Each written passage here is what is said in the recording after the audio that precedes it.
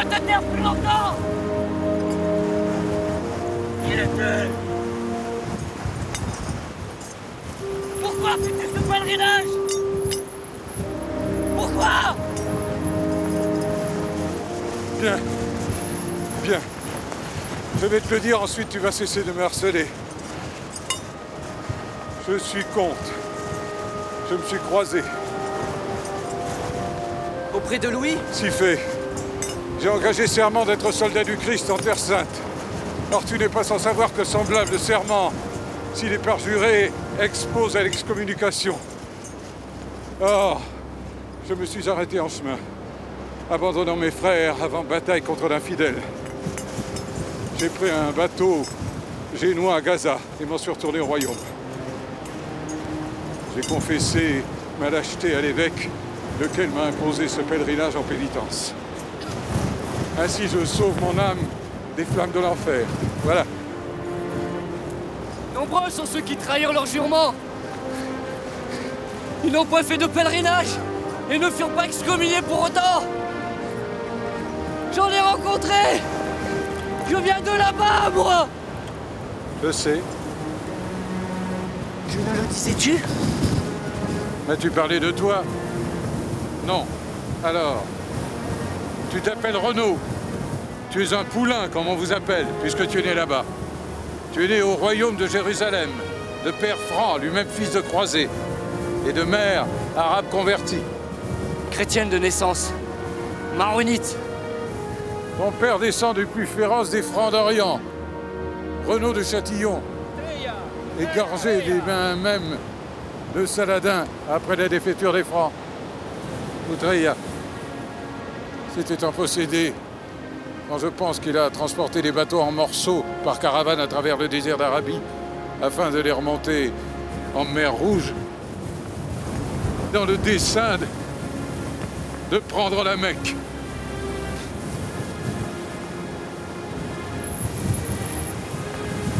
Pourquoi m'as-tu emmené avec toi? Pour t'obliger à accomplir la peine du tribunal. Tu sais pourquoi j'ai été condamné? Non. Je ne suis rien pour toi. Ce n'est un de ces poulains que tu as renoncé à protéger. Pour expier, le pèlerinage suffit. Pourquoi t'être encombré d'une charge telle que moi? Parce que l'évêque me l'a demandé. Fille! Et je tiendrai promesse. Si tu as voulu te mortifier davantage, c'est pour repentance supplémentaire.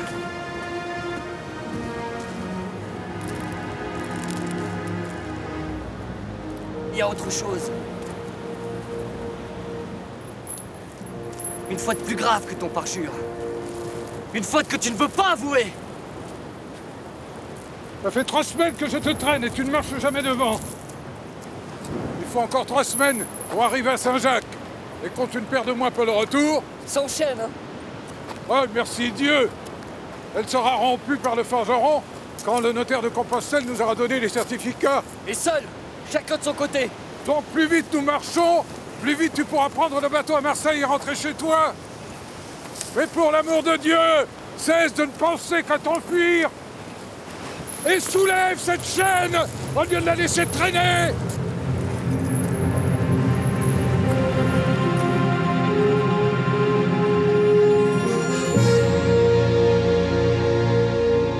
En matière de migration humaine, le XIIe siècle a été l'un des plus stupéfiants de l'histoire. Des foules de toutes classes sociales, de tout pays d'Europe, avaient quitté châteaux, villes, villages, chaumières, pour partir en croisade, afin de reprendre Jérusalem aux musulmans. Des survivants de ces expéditions se sont installés en Terre Sainte et y ont pris souche. 150 ans après la première croisade, au moment de la 7e croisade, celle de Saint-Louis, en l'an 1250 donc, le doute sur la permanence de la présence des Francs en Palestine et en Syrie commençait à surgir. Parallèlement à cette ruée militante vers l'Orient, une autre forme de transhumance, pacifique celle-là, poussait une multitude de pèlerins sur le chemin de Saint-Jacques-de-Compostelle. Pour un Parisien, ce périple jusqu'au fin fond de la Galice en Espagne, c'était 3000 km aller et retour. Pour un Danois, 5000 km, 6 mois de marche. Des riches partaient à cheval, accompagnés d'une escorte.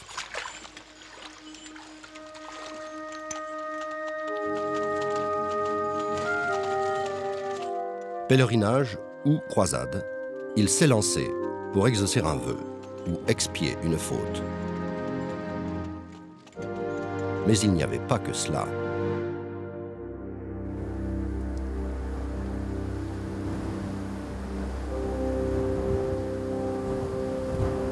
Pourquoi? Je viens du pays où notre Seigneur Jésus-Christ est mort et ressuscité. Que peut-il y avoir de si important au bout de ce chemin?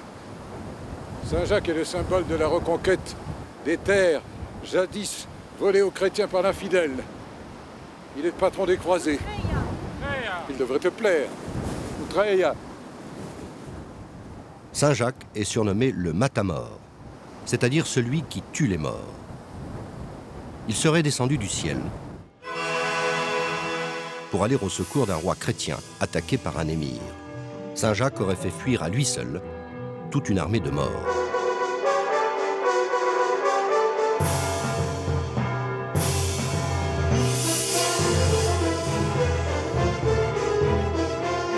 Il est le fer de lance de la reconquête de l'Espagne arabe.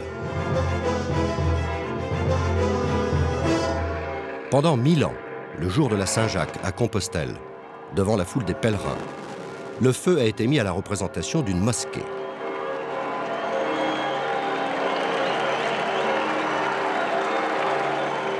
L'actualité très récente a mis fin à ce spectacle considéré comme belliqueux.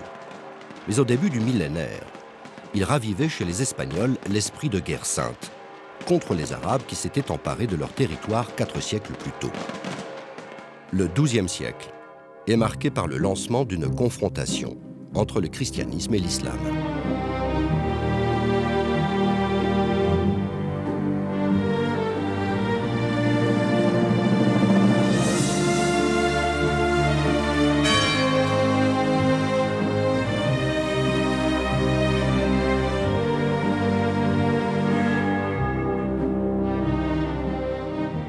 L'an 800 avait marqué une époque de grands empires qui se réclamaient de la religion.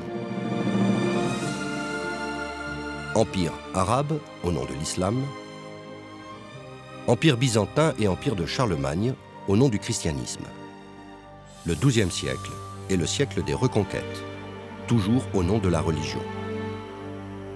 L'Occident d'après Charlemagne avait éclaté en plusieurs morceaux et sombré dans l'instabilité politique.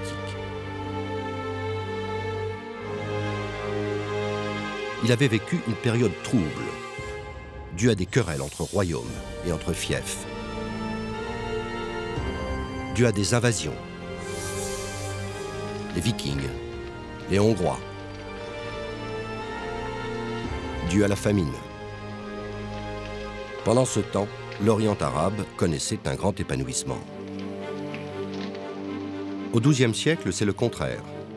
L'Orient musulman se désagrège dans la main d'envahisseurs turcs, tandis que le continent européen connaît un réveil, avec un renouveau de l'Église et de la foi qui le rend conquérant. Des pèlerins se lancent en masse sur les chemins des sanctuaires, des plus petits aux plus sacrés, Jérusalem, Rome, et ce nouveau venu, Compostelle. Pater et Filius et Spiritus Sanctus.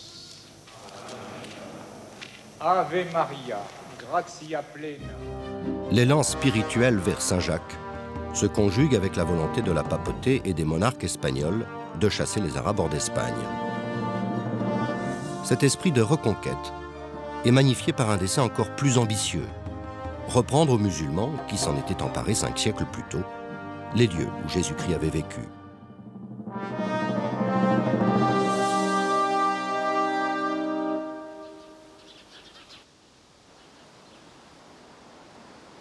L'Espagne n'est pas très hospitalière. As-tu trouvé les royaumes francs d'Orient hospitaliers? En apparence. Nous étions vos sauveurs. Nous venions pour vous protéger d'un infidèle. Vous votez à vos commerces. Vous nous deviez bien quelques sourires, mais nous étions indus pour vous. Vous n'aviez pas de réelle reconnaissance. Je vais te dire ce que nous pensions de vous. Point n'avions-nous besoin de grandes équipées. Elles étaient menées par des princes et des rois qui tous, de France, d'Angleterre, du Saint-Empire germanique ou de Norvège, voulaient se couvrir de gloire. Ils n'ont fait que compliquer nos relations fort délicates avec les islamiques. Nous voulions renfort, des bras, des chevaux, des soldats, des bateaux, des armes, pour nous protéger, nous et nos biens, exactement. Et puis de l'or, pour nous consigner les émirs. L'or peut tout là-bas. Mais pas ces parades de chevaliers avides, pas ces grandes batailles, et encore moins ces massacres. Tu avais aussi des hommes qui partaient là-bas par acte de foi pour répondre à l'appel du pape. J'en ai partie. Des hommes qui avaient fait vœu de délivrer Jérusalem, qui étaient prêts à mourir pour défendre la chrétienté. Plus pour gagner le paradis que pour nous défendre. Pour cela, la rémission des péchés était le vrai but. Oui, bien. La quête du salut éternel n'est-elle pas la chose la plus importante sur terre?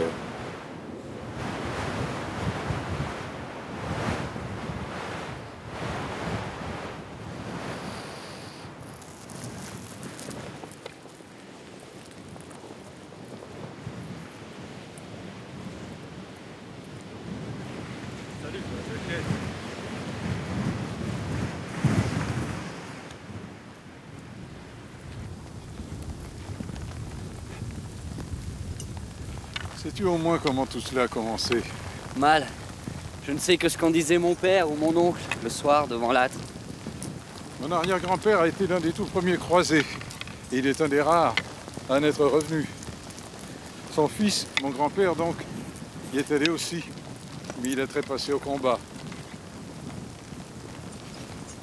As-tu entendu parler de l'appel d'Urbain?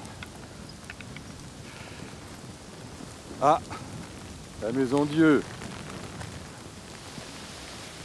Donc, en 1095, à Clermont, devant les évêques et les abbés du royaume réunis, le pontife Urbain, un franc, lança l'idée des croisades.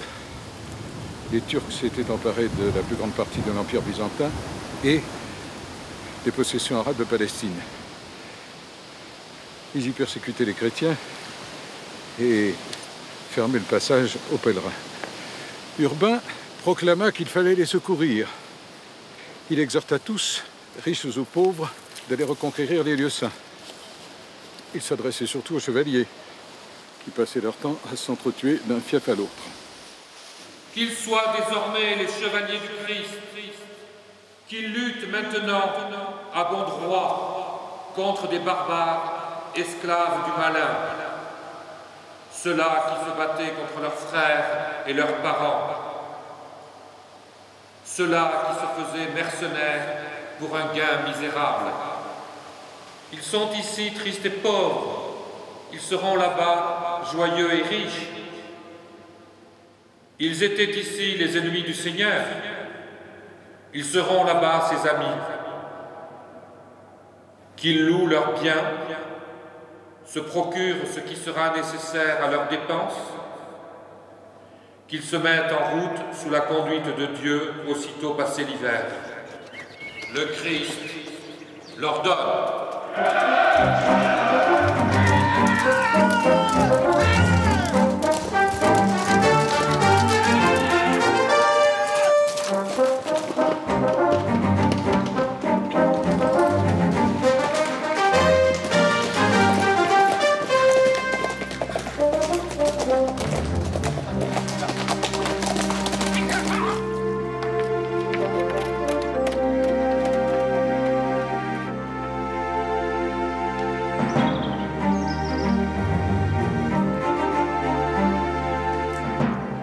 L'appel d'Urbain II obtient un résultat inespéré.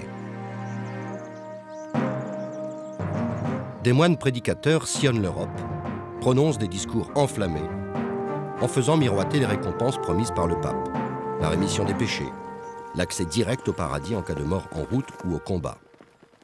Des soldats du Christ se lèvent par dizaines de milliers. Dans toute l'Europe, la chevalerie s'engage avec enthousiasme.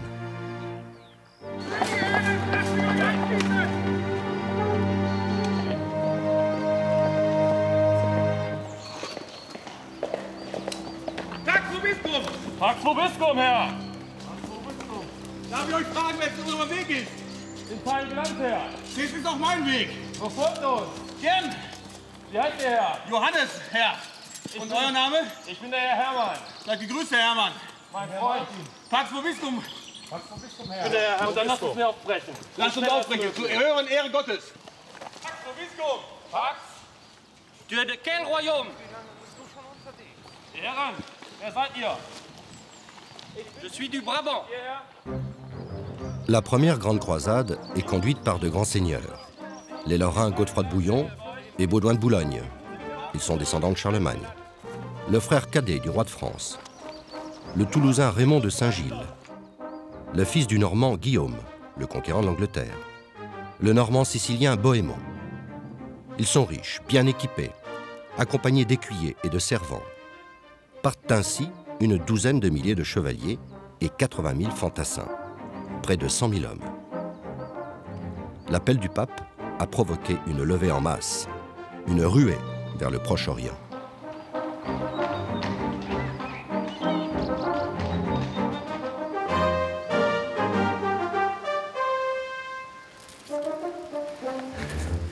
On ne vit pas que 2 fois, comte Hugues. Beaucoup de chevaliers partaient par goût de l'aventure, parce qu'ils s'ennuyaient dans leur château. C'était un peu mon cas, je le confesse. Parce qu'ils voyaient gloire, fortune, au bout de la route. Ou bien, pour échapper à des dettes. Là, c'est vrai.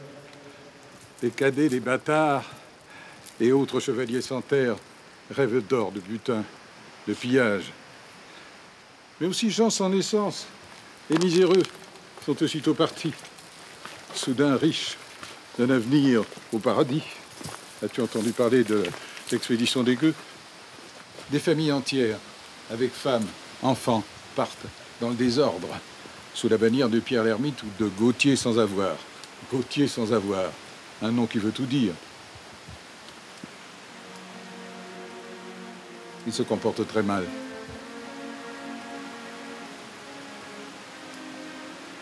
Ils traversent des régions en volant le grain, en pillant les villages.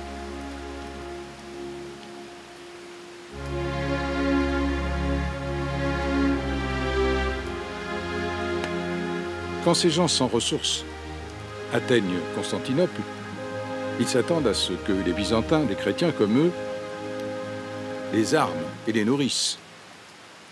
Les Byzantins leur font traverser le Bosphore pour s'en débarrasser, sachant très bien que de l'autre côté, les Turcs leur tomberont dessus. C'est ce qui se produit.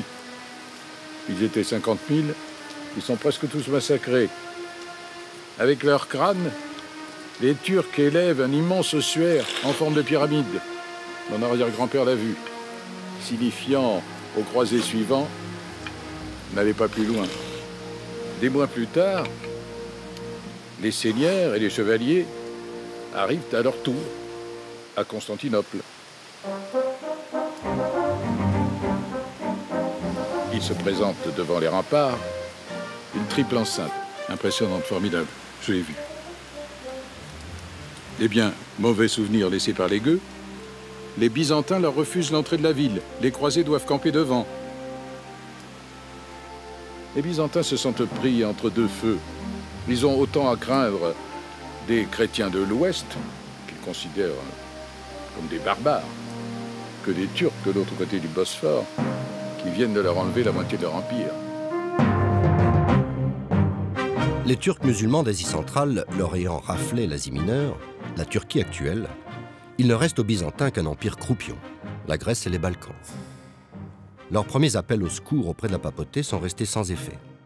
Les Byzantins n'avaient donc pas beaucoup de raisons de chérir les chrétiens d'Occident. D'autant plus qu'ils ne pouvaient oublier que, quand les Arabes s'étaient emparés de leur empire 5 siècles auparavant, Rome n'avait pas bougé le petit doigt. Et puis il y a eu le schisme entre Rome et Byzance.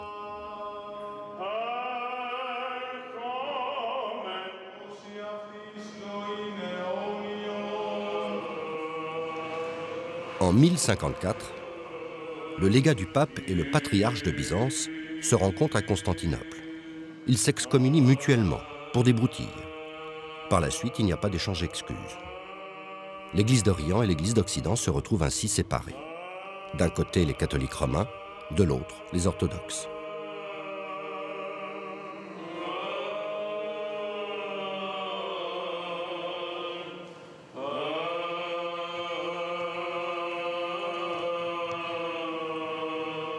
Le schisme consacre une séparation de fait. Les querelles théologiques et liturgiques entre Rome et Byzance avaient été innombrables. Cela allait de la nature plus ou moins consubstantielle du pain eucharistique au port de la barbe, en vigueur en Orient. Sans parler de l'inénarrable bataille des images. Faut-il interdire ou non la représentation du Christ, de la Vierge et des saints? Ce sont les Byzantins qui ont véritablement installé le christianisme. Ils étaient pour une fidélité radicale aux traditions. Et ils n'ont jamais voulu les modifier d'un iota sur l'injonction de Rome. Aux yeux des Latins, les Byzantins avaient surtout le tort d'être des Grecs, des gens étranges, des gens suspects.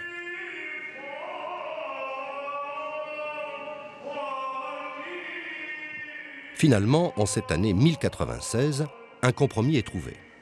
Les croisés prêtent serment à l'empereur de Byzance et celui-ci les ravitaille. Il leur fait traverser le Bosphore.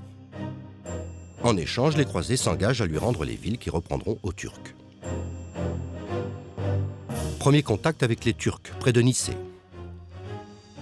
Les croisés sont trop sûrs d'eux et prennent une raclée. Ils perdent d'un seul coup 6000 hommes. Ils finissent par écraser l'armée du sultan, puis ils prennent sa capitale. Les Turcs préfèrent se rendre aux Byzantins plutôt qu'aux croisés. Les croisés s'estiment bernés. Par la suite, ils ne rendront aux Byzantins aucune des villes reconquises.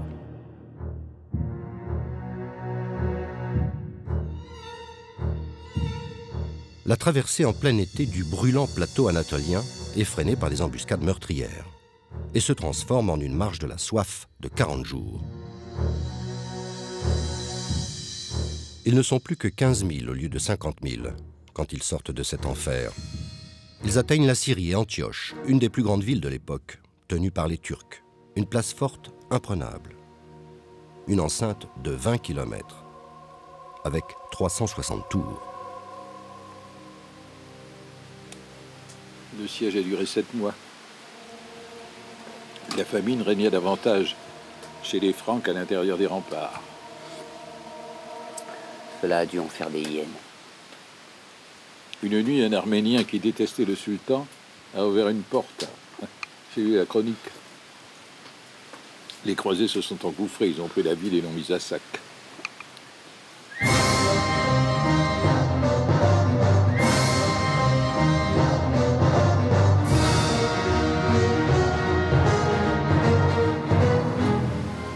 Ils n'ont certainement pas fait de différence entre chrétiens et islamiques, qu'ils soient d'obédience romaine ou pas.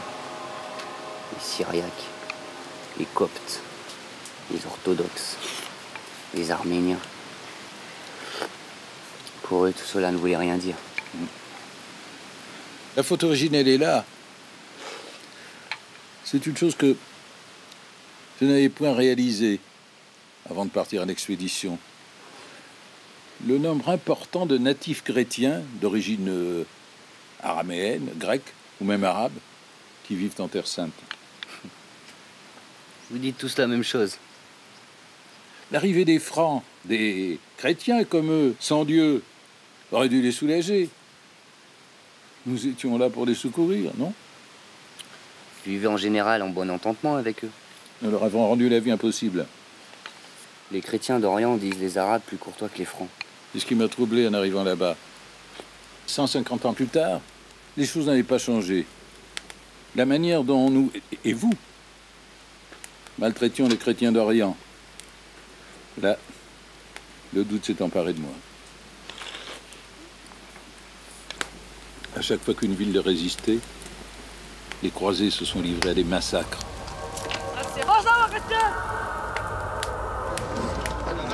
Ils ont fait de Maharat une ville morte. Ils ont poussé la population dehors et ils ont exterminé 20 000 personnes, femmes, enfants, vieillards, en veillant à n'en oublier aucun. Attends, je connais bien les Arabes. Quand les chroniqueurs écrivent 20 000, il faut diviser par 10. Admettons. 2000 personnes décapitées ou étripées. C'est déjà effrayant. Les croisés auraient même mangé la chair de leurs victimes.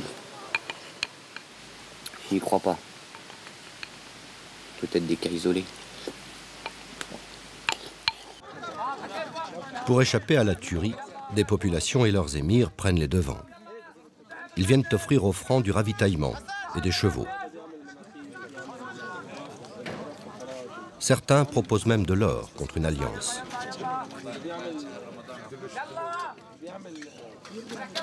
Les croisés recrutent des mercenaires, des chrétiens orientaux, pour grossir leurs rangs.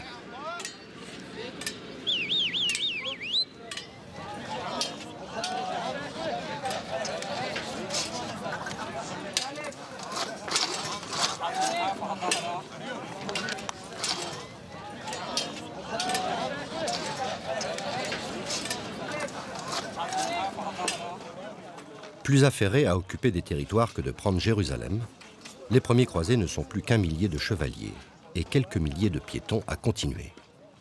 Après 3 années d'errance, quand ils découvrent de loin Jérusalem, ils se mettent à genoux, ils pleurent de bonheur.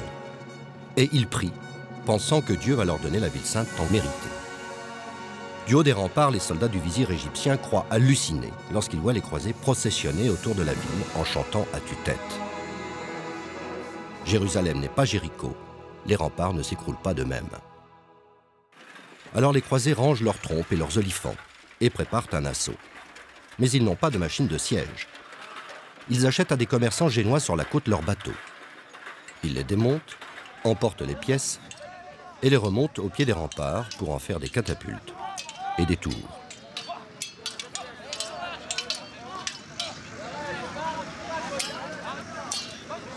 Les remparts sont franchis le 15 juillet 1099.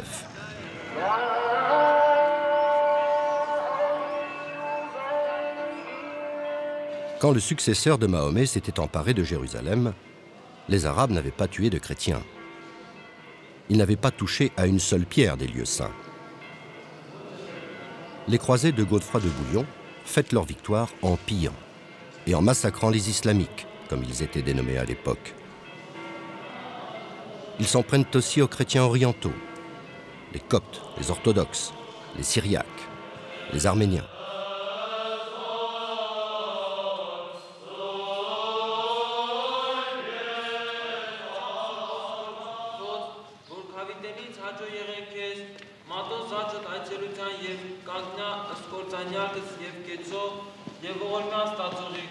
Des Juifs sont brûlés dans leurs synagogues. Les mosquées sont saccagées. Il y a eu grand carnage sous Godefroy. Cela, les poulains l'ignorent, ou le nient. C'est parce que tu as épousé une arabe convertie que tu le reconnais. Cela aussi, tu le savais? C'est sans doute la raison pour laquelle le tribunal ecclésiastique ne t'a pas raté. Les chrétiens d'Orient ont même été expulsés. Et je tiens ce détail de l'évêque de Tyr. Certains ont été travaillés par le fer pour leur arracher le secret de la cachette de la Sainte Croix.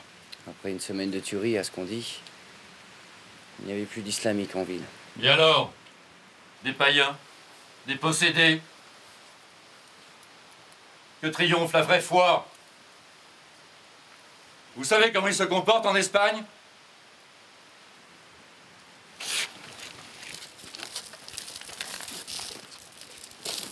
Pitié pour la vermine. J'ai souvent ouï de telles paroles là-bas. C'est à cause de ça que j'ai voulu rentrer. Et à cause de ça aussi. Le but de l'appel du pape n'était point la création d'États d'outre-mer, mais la libération des lieux saints. Or, après la prise de Jérusalem, les croisés ont pris les villes de la côte, l'une après l'autre, au prix de sièges souvent terribles et de nouveaux massacres. À Tripoli, ils ont incendié une bibliothèque illustre. Cela me fait honte.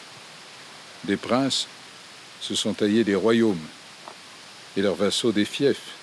Le royaume de Jérusalem, le comté d'Édesse, la principauté d'Antioche le comté de Tripoli. Et ces roitelets avaient l'intention d'y rester, quitte à être en lutte perpétuelle avec l'infidèle, et à ce que, naturellement, nous venions régulièrement les secourir et verser notre sang. Quel gâchis! Où est la foi dans cette occupation?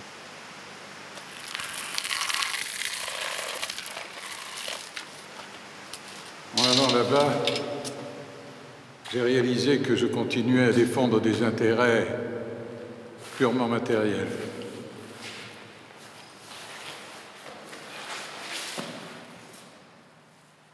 Tu comprends maintenant pourquoi j'ai abandonné l'expédition de Louis? Non, comte. Je ne comprends pas.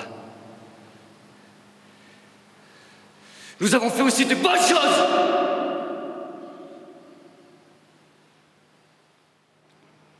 Excuse-moi, je tombe de fatigue. Oh mon Dieu! Cul Sainte-Marie!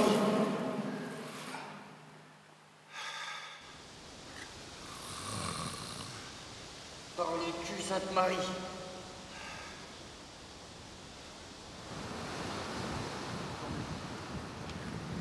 Et comment ont-ils pu réussir? Comment une poignée de chevaliers a-t-il pu résister si longtemps aux contre-attaques des Turcs? Je te le dis, les populations étaient lasses de la férule des Turcs. Elles avaient besoin de nouveaux maîtres. Elles avaient besoin d'un sang neuf, le nôtre. Le succès des premiers croisés, ils le doivent d'abord à leur courage. Un courage souvent animé par la foi. Pour les Arabes, les Francs, les Franja, comme ils les appelaient, étaient des brutes, sales, ignares, sanguinaires, des bêtes féroces. Ils l'écrivent. Mais leurs chroniqueurs écrivent aussi qu'ils admiraient leur qualité de guerriers. Pour sûr, Baudouin a entrepris d'envahir l'Égypte avec 215 chevaliers et 400 piétons, tout et pour tout. L'expédition s'est arrêtée devant le Nil uniquement parce qu'il est mort. Nos princes étaient tellement sûrs d'eux qu'ils faisaient des parties de dés sous la tente pendant les batailles. Et de ce fait, ils ont parfois perdu. Les païens étaient épouvantés par leur cruauté. Les croisés envoyaient des cadavres de leurs ennemis par catapulte au-dessus des remparts des villes assiégées. Des têtes de Turcs en cadeau au sultan d'Égypte qui les honnissait pour obtenir ses faveurs. Oh, l'ami! À cette allure-là, tu vas expirer avant d'arriver! Oh, j'ai l'habitude. Je fais Paris-Compostelle 3 fois par an. On me paye pour ça.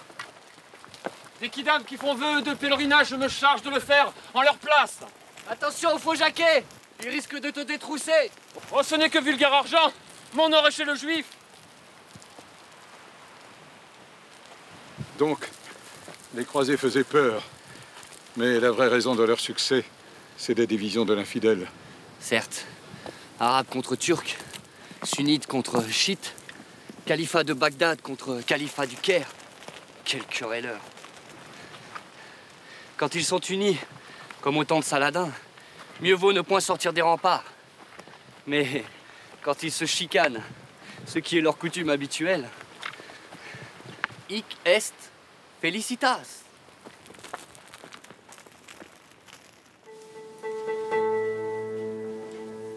À l'époque de la première croisade, le monde arabe était morcelé, malade des intrigues de sérail. C'était déjà la fin de l'âge d'or qui avait gonflé d'orgueil tout musulman dans l'empire le plus vaste que le monde ait jamais connu. À Bagdad, les califes ne détenaient plus le pouvoir réel. Il était passé dans les mains de chefs d'armée perses ou turcs. La capitale était si absorbée par les renversements de pouvoir entre frères ennemis que la nouvelle de la chute de Jérusalem n'y a provoqué aucun sursaut. Le sultan s'est contenté de désigner une commission d'enquête. En Syrie, la priorité des émirs locaux n'était pas de chasser les envahisseurs, mais de se maintenir au pouvoir. Presque aucun ne mourait de façon naturelle. Ils succombaient poignardés, étranglés, empoisonnés. Toute disparition d'un émir s'accompagnait d'une guerre de palais entre frères ou oncles, entre esclaves et eunuques, entre bègues et fous, qui se terminait généralement par un bain de sang. Ces potentats se servaient des croisés pour défaire leurs adversaires intimes. Ils coalisaient leurs armées avec eux contre l'ennemi commun du jour. Il y a eu des kyrielles d'alliances entre croisés et musulmans, contre des musulmans ou des croisés, de quoi y perdre son latin. Ces combinaisons profitaient souvent aux Francs, car ils faisaient preuve d'autant de fourberie, sinon plus, que leurs adversaires.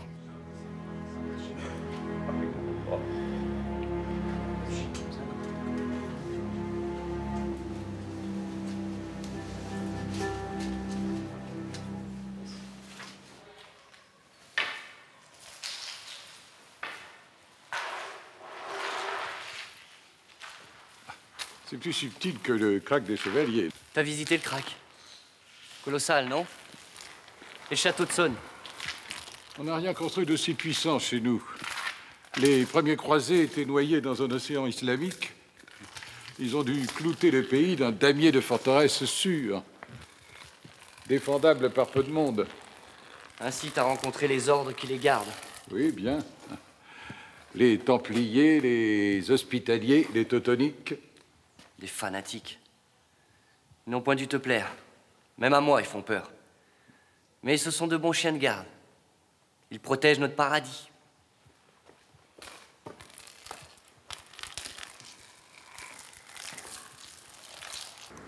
Les moines soldats tenaient les grands châteaux forts. La forteresse de Marcab fend toujours l'azur comme la proue d'un paquebot.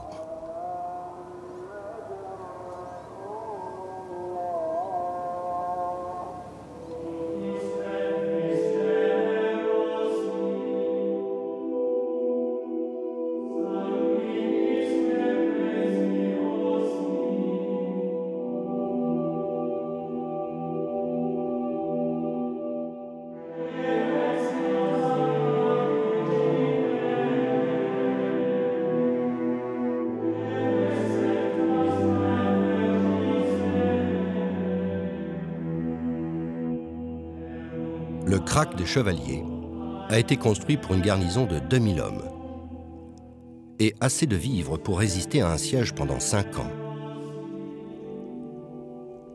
Du haut des remparts, les soldats moines surveillaient les paysans qui travaillaient les terres, souvent des chrétiens orientaux.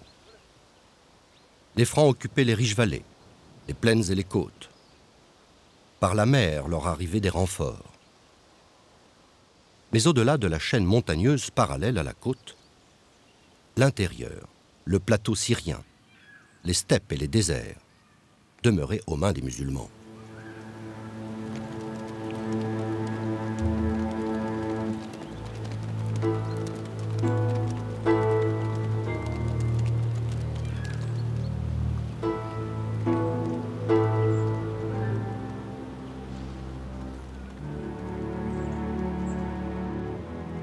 La prodigieuse citadelle d'Alep rappelle que les Arabes aussi savaient construire. Les croisés n'ont jamais réussi à la prendre, ni celle de Damas. Elles sont demeurées des verrous contre l'expansion des croisés vers l'Est.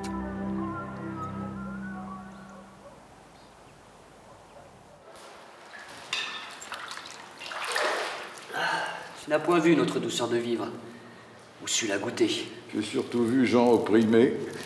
En dehors des périodes de guerre, les choses se passent bien. Il est moins d'injustice en terre chrétienne qu'en terre d'islam. La propriété des terres est respectée. Quand elles n'ont pas été volées.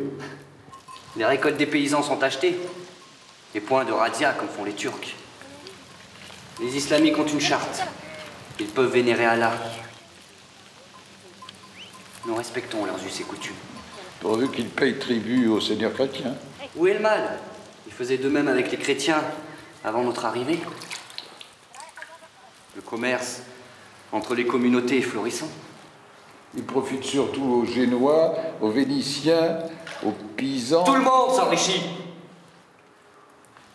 En dehors du pays chrétien règne la pauvreté. Vous avez pris les meilleures terres. Comte Hugues, tu as vision négative de tout. J'ai été confié à la cour du roi d'Acre Du roi de Jérusalem. Jérusalem est de nouveau aux mains de l'infidèle. Nous la reprendrons. J'ai eu le sentiment d'une petite société franque replantée en terre lointaine. Je revois encore l'évêque qui se rend à la cour, les dames dans leurs plus beaux atouts, les bourgeois, tout un petit monde émigré, allure petit fief. Ils pastichent la vie au royaume.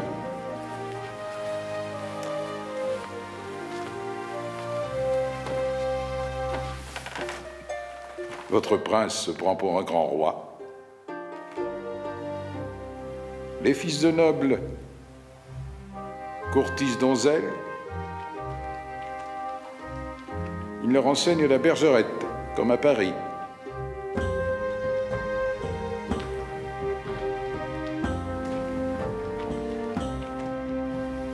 Pourquoi pas? La galanterie est à la mode. Là-bas, comme ici. Il n'est que dédain compte. Cela ne sied pas à un pèlerin qui se veut si vertueux.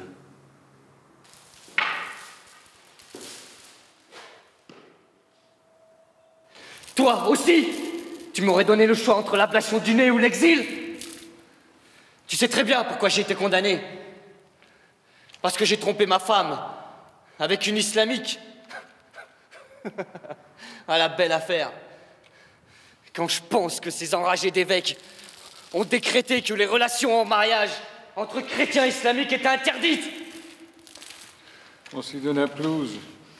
Question de gouvernance. Mettre un terme au mariage mixte afin de protéger la pureté des familles franques. Il n'y avait pas beaucoup de blanches là-bas. C'est encore vrai aujourd'hui. Il fallait bien que nos hommes aient des femmes et font de famille.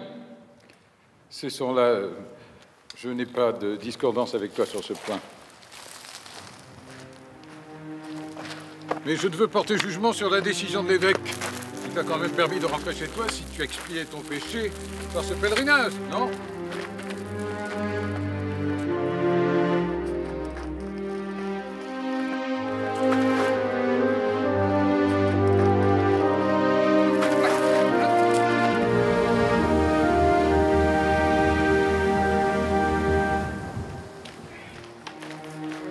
Notre survie est au prix de ce mélange. Les croisés vous reprochent votre mode de vie oriental. En cuisine, par exemple. Ils vous accusent de pactiser avec l'infidèle, de compromettre votre foi, de mettre mauvaise volonté à les aider dans le rejet de l'ennemi commun. Oh, foutre Dieu! Voilà. Vous êtes là, et eux de l'autre côté. Il faut retourner pour traverser plus haut.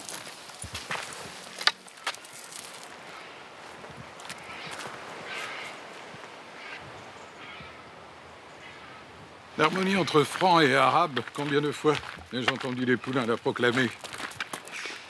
Se dire, ensorcelé par l'Orient, s'habiller de gandora, partager un kawa à la cardamome ou courir le guilleret avec des orientales ne suffit pas. Pour un comme toi, qui a de bonnes relations avec des Arabes à cause de ton épouse, arabe convertie. Combien d'autres n'ont que mépris pour eux et les traitent mal? Sois lucide. En tentant de vous concilier des orientaux, vous cherchez en fait à défendre vos privilèges.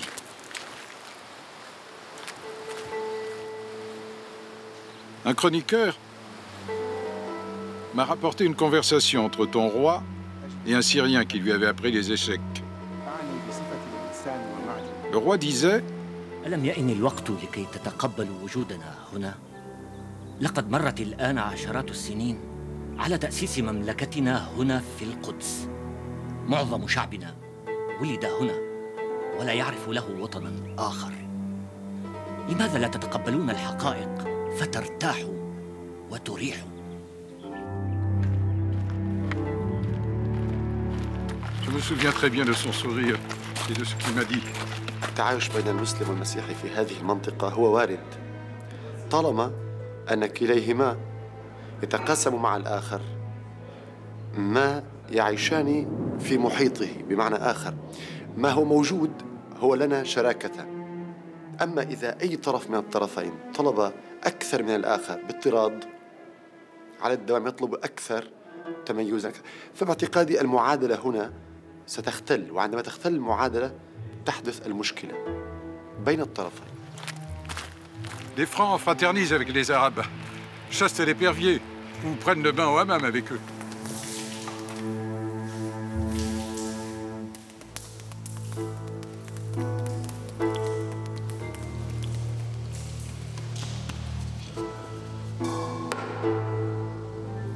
هالمرة ما بطلع لك عندي. بحياتك ما رح تغلبني.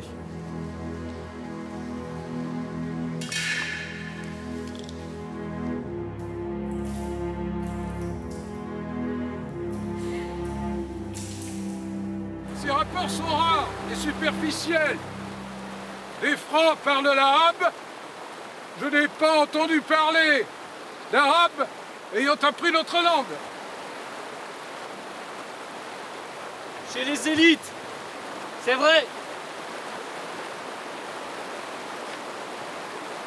Elles sont bouffies par un sentiment de supériorité, par la certitude que leur Coran est ce qu'il y a de mieux. Elles manquent l'occasion de s'ouvrir au neuf, aux mutations. Parce que du neuf, les mutations, dans notre royaume, grâce à Dieu, il y en a. Nous avançons. Nous cherchons. La preuve.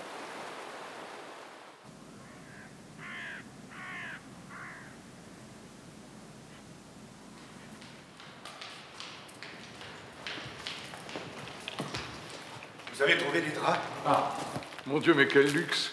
Comment vous remercier? Entre sujets du même roi. C'est beau. Oui.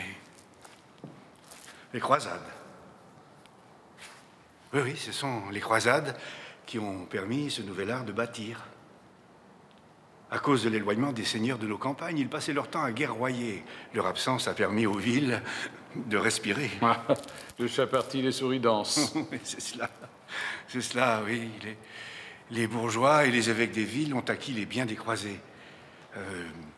Les biens de ceux qui ne sont pas revenus. Ils les avaient gagés auprès d'eux. Et avec ces nouvelles richesses, ils ont fait les cathédrales. Un pèlerinage vers le ciel par la pierre. Joliment dit. Joliment dit. Pas de ce cantique de pierre, en effet, pas de croisade, pas de regain de pèlerinage à Saint-Jacques, sans la réforme que nous, les moines de Cluny, avons inspirée et mise en œuvre dans toute l'Europe. Avant le nouveau millénaire, l'Occident avait connu des années noires. Les chrétiens s'étaient égarés dans des pratiques empreintes de paganisme. Elles tenaient plus de l'exorcisme pour éviter l'enfer, dont notre vie sur terre était un affreux avant-goût, que de la prière pour accéder au paradis. Au XIe siècle, le pape Grégoire, un moine de Cluny, a voulu rassembler le peuple chrétien. Il a commencé par retirer au roi le droit de nommer ses évêques. Un droit que les papes avaient perdu depuis Charlemagne. C'est cela. C'est cela. Et une fois qu'il a retrouvé son pouvoir à travers ses évêques, le Saint-Siège a entrepris de ramener au bercail les fidèles égarés. Le peuple n'appartient. Il l'a fait par un mouvement de foi nouveau.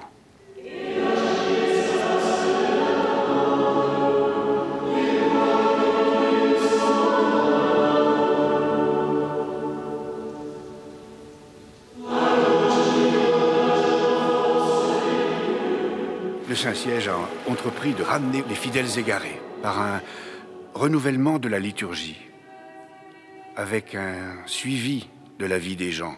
Depuis leur naissance jusqu'à leur mort, avec des sacrements qui ont été codifiés. Le baptême, le mariage et, tout récemment, l'extrême onction. En dehors de l'Église, pas de salut. C'est cela. C'est cela. Mais l'Église a offert aux fidèles la possibilité d'obtenir le rachat de leurs fautes. Les indulgences. La repentance suprême, c'est le pèlerinage. Ou les croisades.